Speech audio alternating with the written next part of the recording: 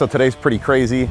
People see the car roll up and they see the other cars in the driveway. They see this come out, and most people that drive by think it's another car, part of a collection, probably doesn't mean anything. Somebody just collecting it as a trophy.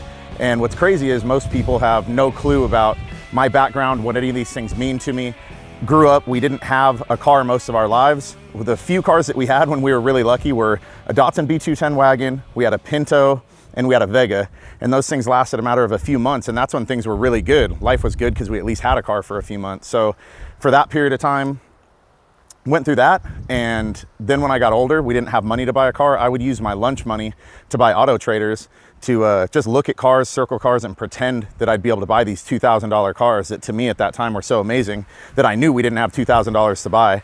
So for someone who was a car fan forever, and not having those things, is it really created a different sense of appreciation. People look at it as these things are trophies, or these things are status symbols, but to me, these are not only artwork, but something that I have grown such a great appreciation for over the years that other people might not be able to understand, because they didn't have to take the bus everywhere. They didn't have to walk everywhere. They didn't have to bum rides until they were 20 years old.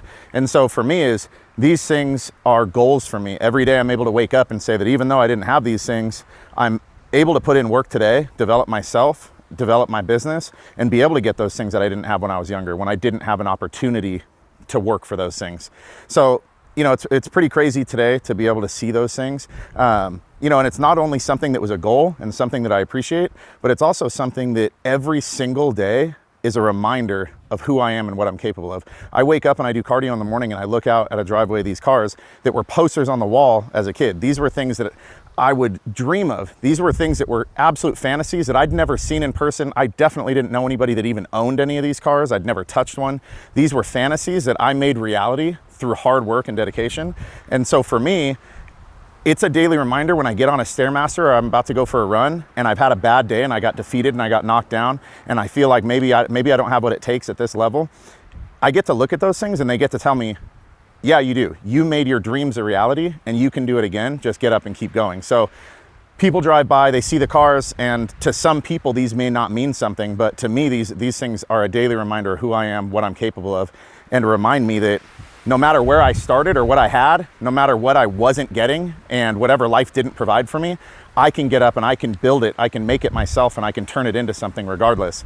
So the other thing is this new home too, is this is the first time I didn't even realize, but we haven't even announced our new house, is even growing up, we didn't have a house. We lived with family or we lived in an apartment, and most days, most months we'd come home to a yellow or a red ticket on the door, not sure how many days we had left to be able to stay in there and try to figure out rent. So through that whole period of time, my mom never had a home of her own. We never had a house. And through this hard work, I've not only been able to buy a home that is for myself and for my family, but I've been able to buy my mom a home, be able to create that type of security. So, you know, for me, is the story isn't about these tangible items. It isn't about fancy stuff. It's about what something means to you and what's going to make you wake up in the morning and light fire under your feet. And also that's going to be a reminder every day to keep that fire burning under your feet and keep going. For me, it's cars. For somebody else, it might be being able to wake up on a piece of land in a van and be able to look at a piece of property they love. Each person has to find what they love, understand what makes them tick, and then use that as motivation to keep going every day, kick ass and take names. So for me, these are those things. And today is one of those days where, again, somebody will look at it and see another car.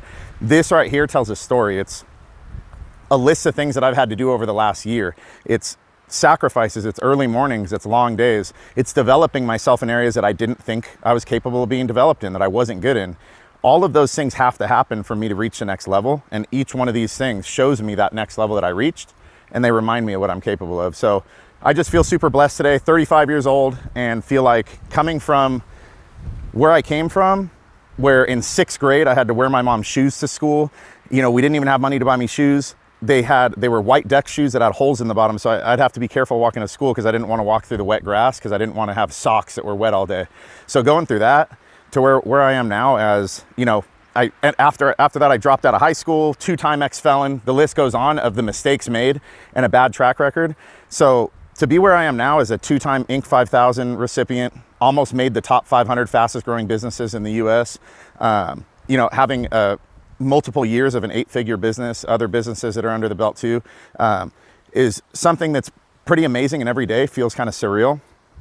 And now that's the reason why I wanted to start a podcast. I wanted to do other things, is I feel like I didn't have an Ivy League education. I didn't have a lot of the tools. I made a lot of those mistakes. And I think there's a lot of other people, when somebody comes into your school to talk and they talk about all these things you need to do and the SATs and other things, you may not relate to them because you're not doing good in those areas and you don't feel like you can, and then you kind of feel like you might not be able to be successful if you don't do those things. So I wanted to be able to pay it forward, the things I've learned over the years, the way that I've been able to find happiness and success. And I feel that I can connect with a lot of those people that may not have it all figured out, may not have started with a silver spoon in their mouth, but want to create something better for themselves. Again, maybe it's not cars, maybe it's not a house, but it's to find happiness in their own form of success. And I feel like mine is not so much my form of success, but I feel like I can pay it forward in helping people find themselves, what makes them tick. And so this is kind of on a higher level. I'm now going to be launching my podcast. It's going to be the GoHard podcast.